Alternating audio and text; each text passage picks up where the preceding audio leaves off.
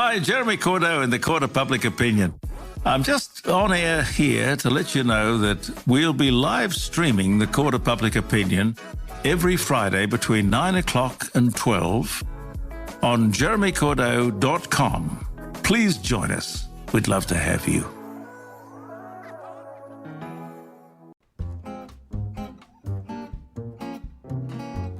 A room without books is like a body without a soul.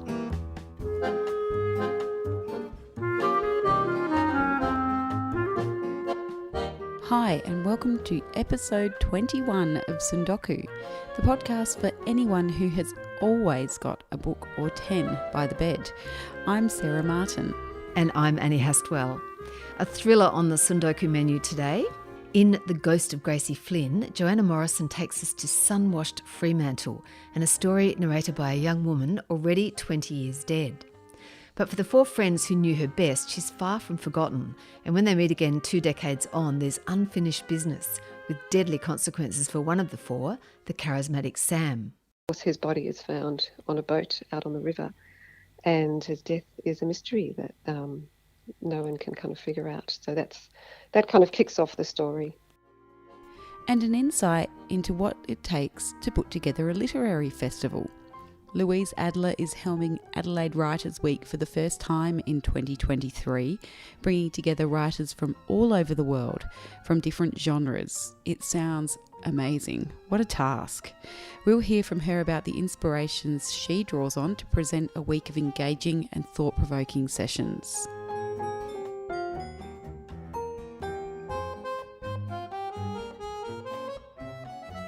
But let's go now to WA author Joanna Morrison's debut novel, The Ghost of Gracie Flynn. It's a page-turner that had me being completely unsociable for a couple of days as I devoured it. I asked Joanna to explain as much as she could about the plot without giving anything away. It's a mystery novel. It's a ghost-narrated novel. So it's the kind of novel that will appeal, I guess, to people who like atmospheric mysteries and novels with unusual narrators, because the narrator is Gracie and she is no longer of this world. But she is deeply invested in the lives of the friends who survived her death. You mentioned the friends who are brought together and have this mystery that kind of joins them all. What kind of freedom does it give you as an author to have a narration by a ghost who can flit anywhere and get inside people's minds? I think it's the ultimate freedom, really. It's kind of a really... you could say plausible omniscience, I suppose, depending on how readily you can suspend your disbelief that the narrator is a ghost. But it allows you the freedom to be any place, any time, and to narrate the thoughts of your characters. And that can be really challenging if you're stuck in a more rigid sort of third-person mode or first-person mode, which is even more restrictive. So it's really allows you to sort of zoom in and out of time and place at will, and deliver thoughts and insights that a living narrator might not be privy to in the minds of other characters. So there's Gracie flitting around, checking out her four friends 20 years later. Let's go through those people, those characters. There's Gracie's old flame, Cohen, who had never really recovered from the loss of Gracie. He's now a financial director working for his wife, who's a very well-off social media interviewer. But it's not really a good fit for him, that job. And he's just going through the motions a little bit and still kind of carries the hurt of losing Gracie. Then there's Gracie's best friend, housemate, Robin, who's now a foreign correspondent. She was studying journalism at the time, back in the day when they were mates. And now she's out in the wide world covering stories from war-torn nations. And she's a bit burnt out from that experience. And she comes back to Perth to kind of lick her wounds and have a more sedate kind of job at the local paper. And then there's Robin's ex, Sam, who is, he's kind of all the friends, he's the most established, I guess. He's managed to make a pretty good life for himself. He's a best-selling author. He's got a young wife and baby. And he seems to have it all together. But then, of course, his body is found on a boat out on the river. And his death is a mystery that no one can kind of figure out. So that kind of kicks off the story. Now, they say every mystery story should start with a body, don't they? Yeah, the immediate hook, who's the victim and what's the setup, and then in the case of the Ghost of Gracie Flynn, the novel then goes back a few weeks so that you can watch him take one fateful step after another and move towards his unfortunate death. As a reader, I got quite attached to Sam in his ways. And I imagine for you, when you're writing them and you really have to get inside the head of the characters, how attached do you get to them and to their individual fates? I get, I think, pretty attached. Sam is an interesting one because I hear from some people that they just despised him from the get-go. Other people love him and really feel there's a sort of poignant side to watching his demise. Yeah, and as the writer, I suppose, when you're going through various drafts and kind of developing that character, they can also shift a little bit from one mode to the other, and your feelings about them can change too. So that happened for me with Sam. Yeah, but I think there is a certain attachment. Yeah, I feel I wouldn't say I miss them now that I'm working on my second novel, but I do feel quite fond of them. And do you feel that you became one of the characters? I was imagining maybe Robin, because you have a journalism background. Yeah, I think Robin probably is the closest in some respects. Yeah, she's a bit, I don't want to say a bit of a nerd, but I guess she is a little bit. She's a bit into her studies and her political views and going off to fight the good fight. And she gets a lot further than I did. I only ever wrote for small local rags, really. But she's out there telling the big stories and suffering burnout. So yeah, probably her. But I think I feel for Cohen as well and Gracie. Yeah. And Skye is probably like an alter ego for me because I was in a band myself, but I was never anything like the charismatic kind of front woman who is Skye in the story.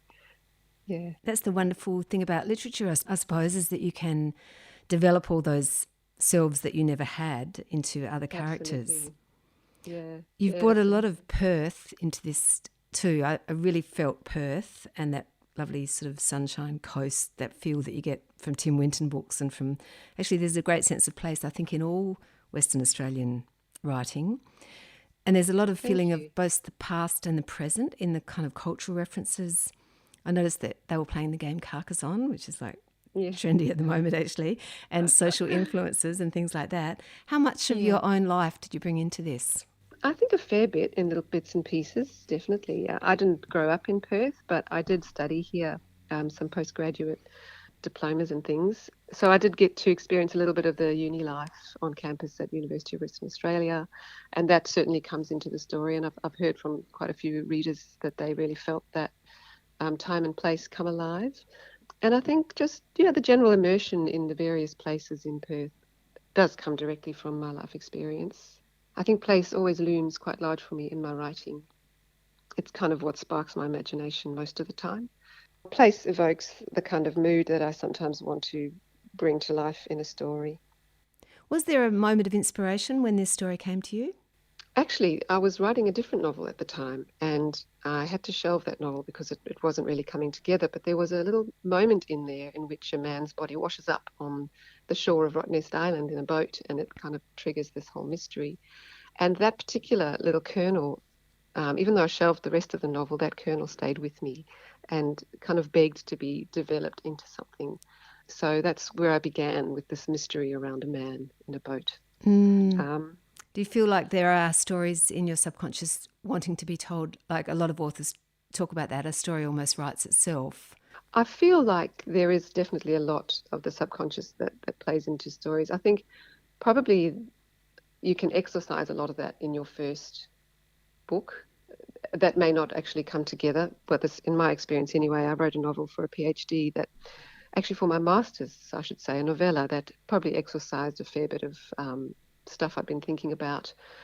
But for sure, there's a lot of subconscious stuff in this novel and the one I'm currently writing, absolutely. Stuff about motherhood, for example, comes through in this book and in my second. Yeah, I don't know if you can get away from that. I don't know if you want to, because I think there's a lot of magic that comes out of the subconscious and brings a story to life. And I suppose the other side of that is the mapping of a story, particularly one like this that needs to move from past to present, needs to develop characters without really being sure of what happened to them in between. How much technical work is there as an author? The mapping certainly comes into it. For me, it comes into it in at least a second or third draft, and then it continues through various edits and things that go on. As you say, particularly with a novel that's jumping back and forth in time, you have to be very careful with your timeline and your understanding of where the characters are at different times of the novel, which can be a bit brain melting, I think. I had a really, really great editor in Georgia Richter at Fremantle Press working with me for The Ghost of Gracie Flynn. So she did some pretty good timelines for me, and I worked with tables as well. I tend to put the various chapters into a table, which I make on Word because I'm very much a Luddite. I don't use Not any Excel. sophisticated software. No, not Excel. I've tried Scrivener, but I have mixed successes with Scrivener in terms of working with it. But tables on Word seem to be quite good at just helping me to track things and figure out where the gaps are and what I need to do, what work still needs to be done and changed. Yeah, there's definitely a lot of behind the scenes stuff going on, I find. I don't know how everyone else works, but the mapping in a non-linear novel in particular can be quite complex. I guess you need to see the story out there in front of you, don't you? Like, it's almost like you need to storyboard it. So is what you're saying that you can do that through using Word? Yes, absolutely, and or printing it out and using coloured pens and it's all very visual for me, and I do also like it in hard copy if I can, so I can scribble on it with my pens and as you say, see it all in front of you as much as you can. I think I read about Helen Garner using not post-it notes, but palm cards and shuffling them around. So that's the sort of thing that I would like to try, actually, just to play with it, as with a puzzle and see how things fit together. So I think that's possibly going to happen next for me with my current rewrite of book 2. Oh, tell us about book Take it out of 2. Word. Can we have a little taste of book 2? Yeah, well, book 2 it's a nested narrative novel, or aka a frame within a frame, or babushka doll. I don't know if people call it that, but that's kind of how I think of it, because you've got a novel within a out of frame novel. So it's about a woman whose mother disappeared when she was young, and disappeared for a year and came home only to kind of promptly die and never provide that daughter with an answer as to where she was and what she was up to. And she's a famous author, this woman who left and then died. And the daughter discovers that her mother was in Australia for that missing year. So she packs up her things in London and heads out to Australia for a little while to explore the mystery of what her mother was up to. And while she's in Australia, in Fremantle, staying in the house that her mother stayed in, because it's now a B&B, she discovers her mother's hidden diary and learns that there's a lost novel somewhere in the house that details the secret of the woman who owns the house. So she goes about trying to find this novel. And in the meantime, the reader is able to actually read the novel because the chapters are interspersed through the quest for the mother's story in the book. That sounds enormously complicated to put together. I'm not sure that I described it very well. I'm still learning how to simplify it, I guess, as I explain it. But it is quite a complicated structure to put together. I'm rewriting the inner novel at the moment, which is set in the 60s. So I'm doing a lot of reshaping and a lot of research. And once again, you're working in 2 time frames. Yes, I know. I think my next novel, I'm going to be very linear and stick with 1 time frame. Try and make it a bit easier for myself. But I guess there's something about the challenge that keeps me interested. And maybe that's just something I'm going to have to live with as a writer. What kind of fiction do you enjoy reading if you have any time to read? I read as much as I can. I love all kinds. I think I would normally probably read contemporary / literary fiction is what I'm drawn to. But I've been reading memoir a little bit. I've just read Maggie O'Farrell's I Am, and Helen Garner's journals, which I loved. And I'm about to read Taboo by Kim Scott for a book club. I'm listening to Spare by Prince Harry for another book club. And I'm reading Hydra by Adriane Howell, which is a Transit Lounge publication, which is I'm really enjoying it at the moment. It's described as a fever dream of a debut. Elegant, savage, and delightfully unhinged. So I'm, it's full of surprises and twists and turns. She's an antiquarian, and, she just makes professional error right at the beginning, and things kind of go from there. So I'm enjoying that. Yeah, I guess I'm quite an eclectic reader. I think that is the word that springs to mind with what you've just described. Yeah. Definitely.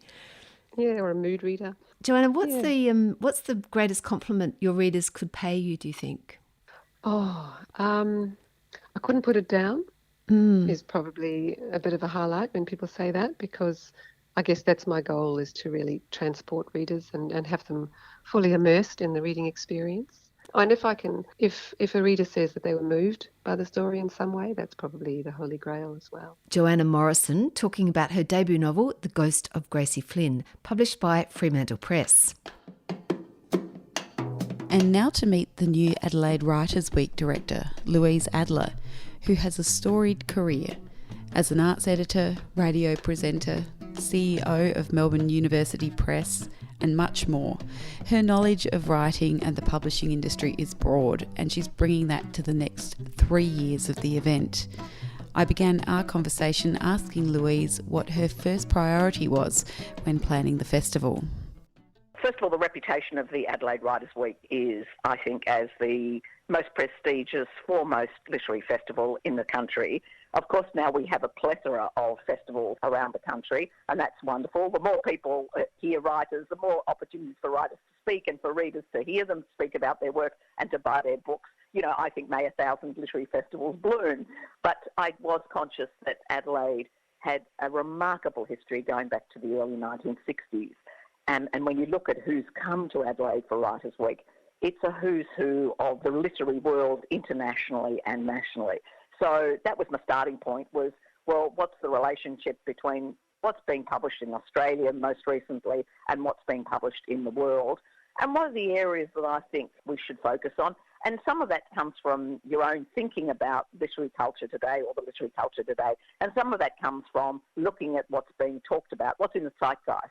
So it's a combination of those elements, I guess, that I first started with in thinking through the program. And what it seems to me, looking at it, was you're very big on political thought. We've always had political speakers, but there's a strength in the programming, at least for 2023, around political thinkers and analysts and critics who can bring a lot to the table. Was that intentional, or does that reflect your personal interest? What makes you think?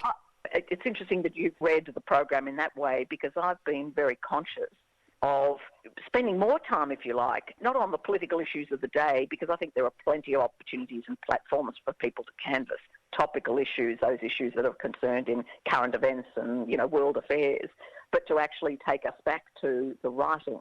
And of course, I don't think any writing is without politics.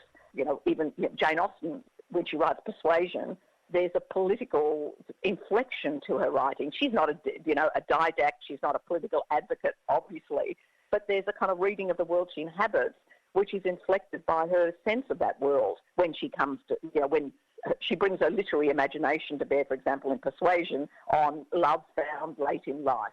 So I don't think writing is emptied of politics, but not all writers are overtly political or, strenuously political. So, I've been interested in writers like Alison MacLeod, who wrote a wonderful novel about D.H. Lawrence. The novel is called Tenderness, and the novel is about D.H. Lawrence writing Lady Chatterley's lover, an attempt in the United States to block the distribution of that novel, and a character called Jackie Kennedy, who we all know. And that's a novel about literary culture, and it's, in a sense, it's got a political inflection to it too, because J. Edgar Hoover plays a part in this. It's about the kind of time, when they were trying to block distribution of Lady Chatterley's lover. But I'm interested in it because I think it's a splendid novel. And there are many novels like that and writers like that, of that sort, that are in our program. When you're trying to set up the sessions for a curated festival, obviously you want to provoke conversation and public debate. How challenging is it to find that right mix and balance the entertainment, the challenge, the dangerous ideas across a program, across the week? It is a challenge, but I think you've got to be led by the writers and the writing. That's for me what sits at the centre of a literary festival, rather than, I'm interested in the next problem in the world or why problem in the world. So I'm looking at, what are the subjects that are engaging today? I'm particularly interested, for example, in literary biography, and I read the genre. I've read a lot of literary biographies in my time, and I'm really interested in the relationship between the writer's life and the work that they create.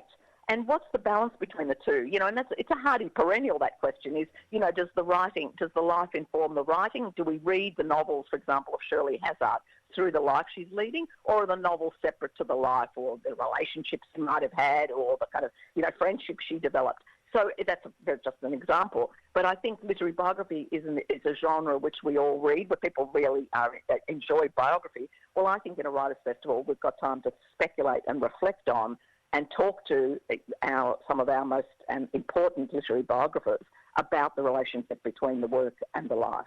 When you're reading ahead of a festival, I'd imagine you're engrossed in reading a lot of the time. Do you dive deep into subject matter or into genre, or is it just your reading's eclectic and you draw on what you see and what you're hearing at any given time? I think it's a bit of both. Some may disdain the genre, but I happen to love crime writing. Some would call it schlock fiction. I don't think it's that at all. And so I was very keen to have Nikki French join us. Nikki French is a writing duo that actually Nikki Gerard, who's a very well-known arts editor in the UK, and her husband and co-author, Sean French, who used to write a wonderful column in the New Statesman. And I think they've written 26 novels together.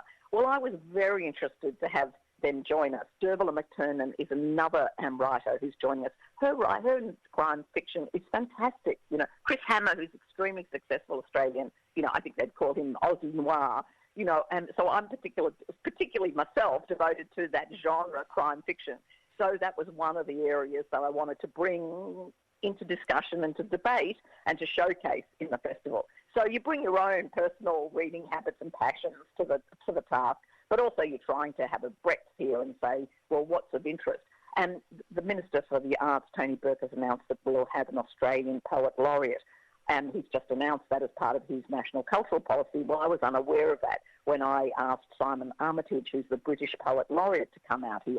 So we're going to have a celebration of Simon Armitage's work, and we're going to investigate what does it mean to be a poet laureate. What do you have to do? Are you writing, on demand and, at someone's command, or are you free to do whatever you want? So there were writers like that, or poets like Simon Armitage, who I thought would be very interesting to have in the program. It turns out to be of the moment, because we're having our own poet laureate in due course here. How wonderfully timely. Very timely by chance. Oh, look, and I completely appreciate your interest in crime writing. Listeners to the podcast will know that I call it my palate cleanser, and it's not to be dismissive of it, but I find it very refreshing. If I've sat in a very heavy non-fiction or a hard memoir, I find crime sort of trusty to come back to, and a good pacey book like that just lightens me up again and makes me ready for my next read, as well as enjoying what I'm reading at the time. And I don't know whether you're like this, but I like that it's formulaic. Call me a pedestrian reader if you like, but I love the fact that it's got a shape to it, and there, you're thinking, well, who actually did this?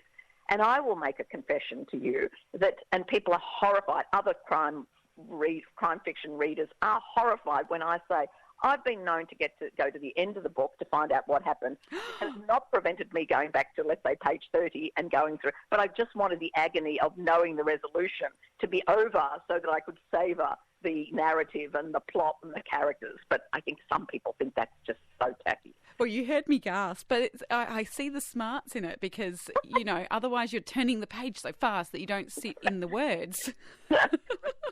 So I get the reason, and don't know if I'm going to justify myself doing it. I still feel like that's a little bit, I don't know. Cheating?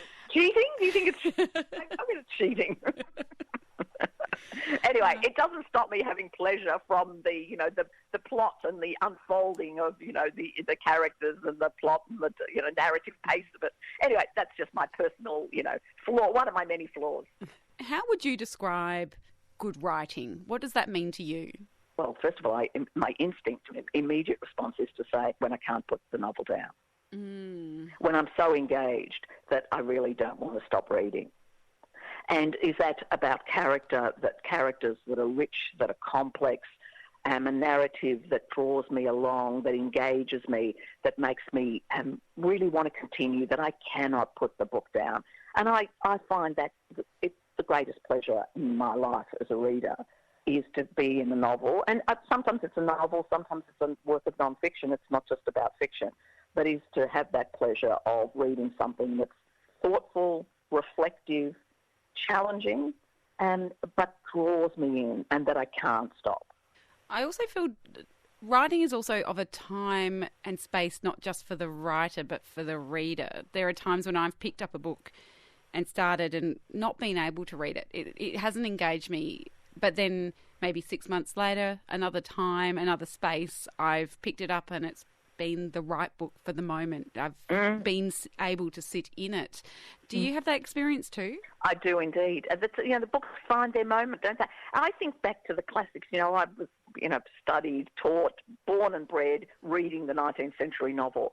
I have found coming back to read, for example, Henry James many years later, that I'm reading in a totally different way. And that may be one's own personal development as a reader, but also, our attention span is so stretched and the competition for our attention is so intense. But I find now that I have to read with greater intensity and care, and maybe that's particular to Henry James too. It's, Henry James novels are not novels you can, skim, and you miss in vital details in a single sentence. But recovering that capacity to read carefully, intensely, even slowly, is so interesting. But, I find my reading at different times. I've shifted my reading habit or the way I read has changed over time. Do you stop reading books? Like if you have got into it and you don't like it, are you somebody who feels you have to commit to the book, or are you able to say, this one's not working for me? I'm able to say that this book's not working. Mm-hmm. I don't feel compelled to finish every book I read. That's good. I don't feel a moral. I feel a bit. I was going to say I don't feel a moral obligation. I feel slightly compromised, but the competition for my attention is great. But in reading terms, and I think if I'm not loving it, if it's not engrossing me, if I'm not drawn to, I want to actually go to my room and sit down in a chair and read again, then life's too short. And it's got to appear, it shouldn't be hard work, should it? One might be conscious and conscientious in the reading and attending to it in a not simplistic fashion, but still got to draw you along, doesn't it? It has to engage your attention. I keep thinking when we're talking about fiction particularly and all of that, and I'm thinking that I read a book which was very hard to read, very painful to read. This was many, many years ago. I can't remember when it was published. It was The History of Ravensbrück, a German concentration camp, written by an author called Sarah Helm, I think is how you pronounce her name. It was beyond harrowing. It was just dreadful. I wasn't compelled in some voyeuristic way to read it, to keep reading, but I felt an obligation. It wasn't to dwell in the horror of it, but it felt important that I was being informed and given an immense amount of detail about life for women in a particular concentration camp, and that it was revelatory, totally grim, totally devastating, so upsetting to read what one person can do to another, the cruelty of it, the individual cruelty of it, but that something made me keep reading it. And maybe someone else would say, I can't bear it, I can't take it, I can't bear it. I understand that. I'd have no judgment of someone saying, I can't bear the horror, I can't bear to read about that kind of cruelty. For me, it felt important and illuminating, really. It didn't uplift me, it devastated me, but it felt very important to read the book in its entirety. Yeah, I read the same. I feel like there are some things I will sit in and bear witness to that writing because it broadens my knowledge and empathy and understanding. And I think that's the wonderful thing that any literature can do, however it's wrought, and it's worth pushing sometimes. You're sitting here telling me the name of the book and the author many years later because it's so affecting. These things sit with you. They do indeed. They do indeed. And some, really, they stay with you, and you can't get rid of, what that told you about, man's inhumanity, women and men's inhumanity to one another, So anyway, that's very serious end, and on the other end there is the pleasure of a crime novel that you read. Do you read crime novels twice? I never read a novel again, in that genre. I never read that genre again. Once I've read it, I don't really want to go back to it. I feel like I know that plot. Oh no, I pass them on. And my friends say, don't give me any more. I've got enough, Louise. I can't keep up. I'm a little bit utilitarian in what I keep on my shelves. It is reflective of what I will read again and what I have read again, and the books that I won't, I pass on. Otherwise, I get a bit of an arch stare from my husband about the amount of space I'm taking up with my books. I think they're important, though. They are important. They're not just, what do we call them, wallpaper. They're not wallpaper. They're important. They've influenced us. They've changed us. They've made us think anew about, the world we live in. Absolutely. Wonderful. We're talking now with just a couple of weeks away from the 2023 edition of Adelaide Writers' Week. But are you already lifting your gaze to the following installation? Have you already started your wish list? Yes, pages and pages of wish lists. Some people that couldn't come last year that I still want to get. I'm a big fan. I'm a big fan of Barbara Kingsolver. I thought that the Poisonwood Bible and Lacuna were just absolutely superb. I can't tell you how many copies of Lacuna I bought to give away to other people because I just think it is a fabulous novel. And she's written more since, right? I really would love her to come. So maybe 2024 we can persuade her to come if the time is right. So there are writers like that have been on my wish list, and since I accepted the appointment. And so we can only hope. And, of course, then there are pages of new writers or different writers that haven't been approached in the past that we have our eye on, our collective eyes on.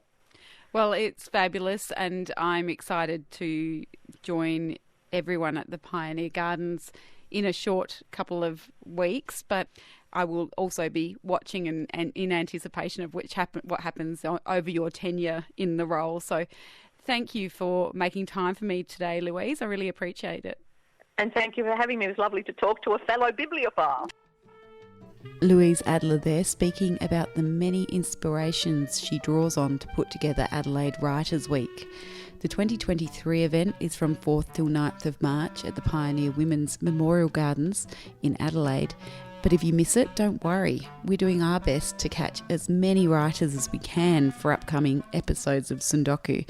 So stay tuned. You're listening to Sundoku for curious and eclectic readers everywhere. A book about a duckling called Boo Boo, I think.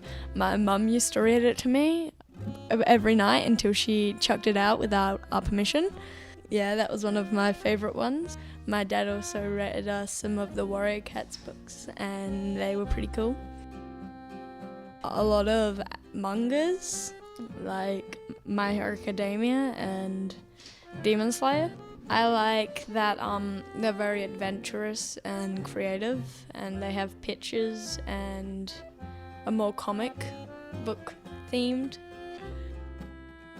I would like to read the Harry Potter franchise, yes, because they seem pretty interesting, and I've read a few of them, but not all of them.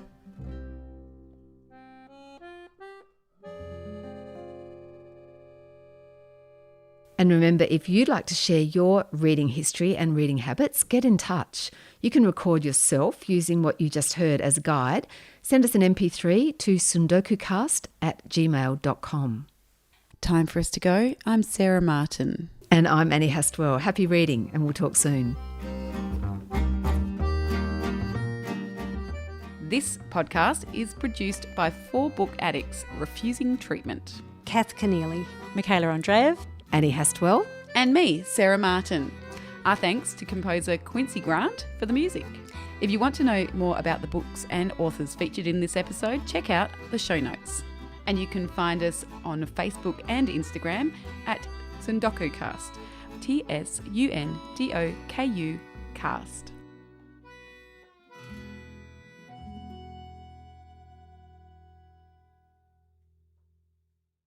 Hi, Jeremy Cordeaux in the Court of Public Opinion.